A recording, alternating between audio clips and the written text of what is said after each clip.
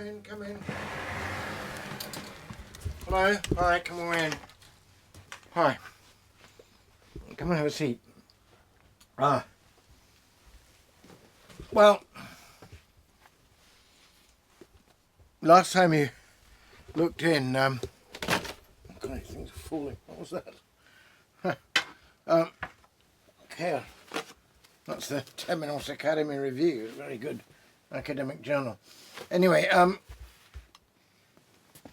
last time you looked in, I was showing you this remarkable book, The Flowering Thorn, and talking about how it was inspiring me further with my Arthuriad. So I thought we might have another little dip into that. I'd read you some more work in progress. And in our conversation about the Glastonbury Thorn, I talked about how in my conception of things, within my epic poem, I imagine, as it were, elvendom or fairy, as it was called, that sort of magical realm, as in one sense it's a completely other world, it's distinct from us, but in another sense it's kind of overlaid on ours or underlaid beneath ours. That there are certain places that are almost like portals that you can walk between the worlds, and there are certain places that are significant in both worlds, and I suggest Glastonbury is one of them. That in what we see outwardly with our eye in our world is the Thorn and the Hill and the Glastonbury Tor and the Chalice Well and so on. But within elvendom, as it were, in the same space, but if you like, in a kind of different set of dimensions, it's Avalon. It's the Isle of Avalon. Anyway, I thought it might be interesting just to read you a bit where I set some of that out in a conversation between Merlin and Arthur, the young Arthur. You may remember when Merlin left Arthur in charge of Hector and his wife, he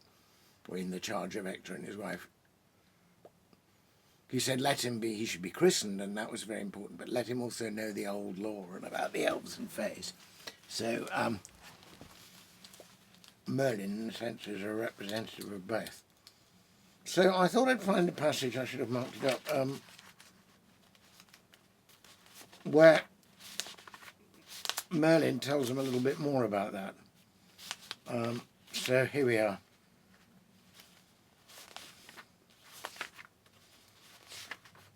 And also I introduced the character of Taliesin. So let me just relax and enjoy this. It's this segment, it's a kind of canto within the book, is called Merlin Tells of the Elves, and of Taliesin, who's the kind of mythic Welsh bard. Young Arthur's hope was soon fulfilled that Merlin might return. It was upon midsummer day, a time men give to rest and play, and once more Arthur chose to stray beside the babbling burn.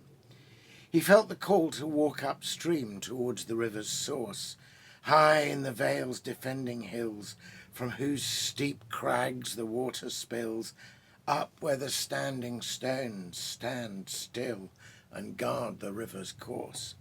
And Arthur rested from his climb beside one great grey stone.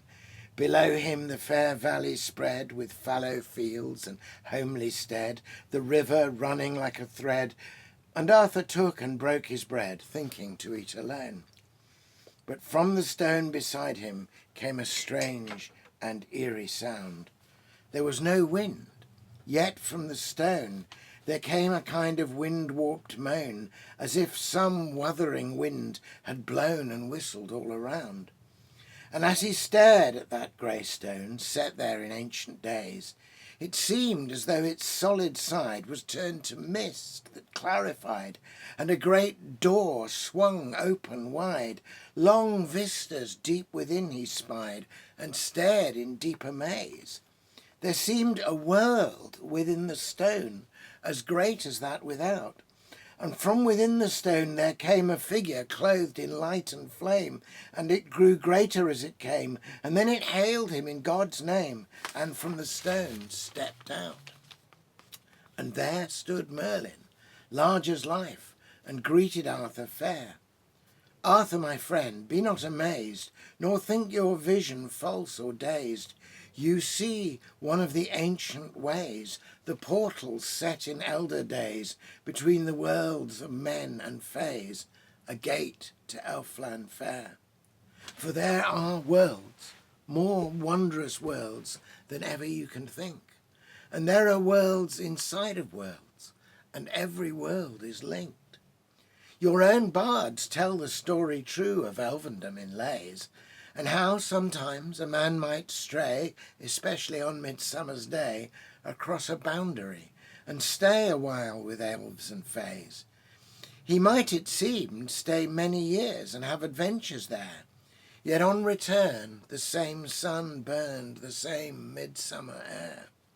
No time had passed at all, it seemed, for all his time away. His friends might mock and say he dreamed, slumbering by some cooling stream, but he would know, whate'er they deemed, in whose fair country he had been, and he would learn from all he'd seen, and folk would sense some richer theme in all he'd do or say. Their realm and ours are overlaid, and sometimes interfused. Our fates are separate, but still we meet by our good Maker's will. Sometimes a summons comes to dwell a while in their enchanted vale that need not be refused. I come myself just now from them, that I might meet you here. I bring their greetings and goodwill. Their poets say you will fulfill a prophecy that haunts them still, and in their green-bowed elven hall be welcomed as a peer. Not on this day, but one day soon, you'll come back to this stone. You'll have an elven harp in hand, the fairest harp in all the land. The harp itself will teach your hand to sound its music, and that sound will summon Taliesin and open the gate of stone. And who is he, young Arthur asked? Is he an elven lord? Not so, came Merlin's swift reply, but he is held in honour high, as wise beyond the years that fly, keeper of lore and mystery, for he is Elfin's bard. Of Taliesin none can tell but he from whence he came. Some take him for a lordly elf, but wisdom passes rank and wealth, and he is poetry itself, of every forge the flame. And when you meet, you'll go with him to meet the elven queen. She dwells in misty Avalon, the very heart of elvendom. The Apple Island is her home, which no man yet has seen. But there she keeps a gift for you, to give you in due time. But that due time none may reveal. It waits in woven myth and spell. The Lady of the Lake and Well awaits that moment to reveal a kingly gift, both fair and fell, enwrought with spell and rhyme. But that day still lies far ahead. You'll know it when it comes. But since we speak of minstrelsy, I ask you of your courtesy to play a rhyming game with me before you turn for home. Let us imagine for a time that you were made a king, that suddenly there came to you the power to do as you would do, to reign as Logres sovereign true. What wisdom would you bring? What would you do on the first day? What new laws might you make?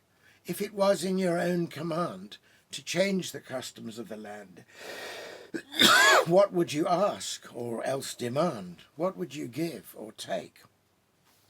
If I were king, young Arthur said, I'd keep some customs still. The Christmas games and holidays, the harvest songs and market days. I'd pay the minstrels well for lays and stories of the olden days, and hope one day to have their praise for how I'd worked my will. But Merlin, there is much I'd change and try to set to right. I'd chase the brigands far away, who harry poor folk through the day and terrorise the night. Sir Ector tells me there are towns where no good law can hold, where strong men turn against the weak and pillage and all havoc wreak. They ravage and they burn and break, all for the love of gold. He tells me there are even knights who all their vows betray. They even hurt the women there, for poor and sick they have no care. They think that might is right and dare to rob the folk under their care, to pillage, slash and slay. I asked Sir Ector why the king does not dismiss those knights, and why he does not ride in force to set things on their proper course, and take away the wretched curse of these false barons and their force of wicked traitor knights. Alas, the king, Sir Ector said, is called away to wars, that the Saxons still come on apace, and harry us from place to place, and Uther also has to face rebellious lords, who to his face seek to usurp and take his place, and all without a cause. And now the king lies sick abed, and scarcely can command, and many fear that should he die, then all the petty kings will vie to seize the crown with hue and cry, and civil war will terrify and ruin all the land. If I were king, I'd make a stand and send the Saxons home, and then I'd summon all the lords and barons of their several wards, and all the knights to make accord and come to London town. And I would make a new decree and make them swear an oath, never to harm and hurt the weak, always be truthful when they speak, never a vow or oath to break, or from the poor their goods to take. And for my retinue I'd take only those knights who for my sake agreed to swear the oath. And Merlin gazed on him and said, God send us such a king, so you would rule the lives of men, and help the errant to amend, and through the land good tidings send, that they had such a king. But a true king, the sages say, is wedded to the land, not just the people living there, but all the life the land doth bear. What of the streams and valleys fair, the oak tree tall, the beast in lair, the good earth and the gentle air? How would the land itself then fare, if you were in command? O Merlin, how I love this land as much as its fair folk. I would protect the springs and wells, where the fair sprites and naiads dwell. I'd keep the oak groves sacred still, no man would fell them by my will, for lord and land must each indwell, as I learned from the oak. And I would seek the fair folk out, and make a promise then, that whilst I ruled on Logres throne, I'd care for more than men alone, and sacred grove and standing stone I would respect and leave alone. I'd seek peace and peace alone, alike for elves and men. You speak right well, my bright-browed boy, said Merlin to his friend, though it is easier said than done, and he who sits upon the throne will feel the weight of his great crown, and fear he labours all alone and to an unknown end. But such a king as you describe would never be alone, for many would be drawn to him, the best of knights would ride to him, the people would be glad of him, and come to seek their peace with him and gather round his throne. Well, we have dreamed our dream a while and played our little game, but now the sun is westering and the new moon is glimmering. Your brother Kay is beckoning, and you must turn for home. Young Arthur, we will meet again in yet a little while. I'll come to you when time is right, when shadows fall and owls take flight. It may be on the darkest night, the wizard said, and smiled. He turned and walked towards the stone. Its mystic gate appeared. Arthur watched him turn away. Until next time, he heard him say, and then into that swirl of grey, the wizard disappeared. So that's a little taste. I hope you enjoy that, and there's more happily where that came from. Cheers.